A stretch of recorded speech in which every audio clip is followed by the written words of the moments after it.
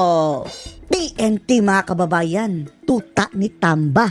Yan ang dahilan kung bakit hindi dapat iboboto etong si Tulfo. Panoorin niyo po. May mga nag-aaway-away tungkol dun sa isang kandidato ng Kesyo. Away-away na dis. Ano?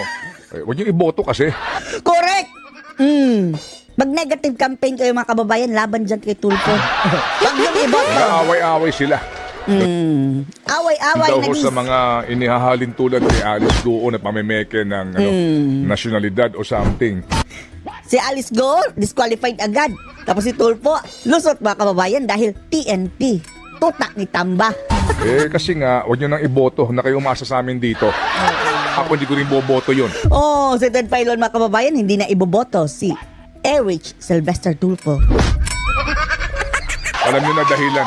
Oh, alam nyo na ang dahilan. Ito ang dahilan mga kababayan. Oh. TNT po ako. Oh. TNT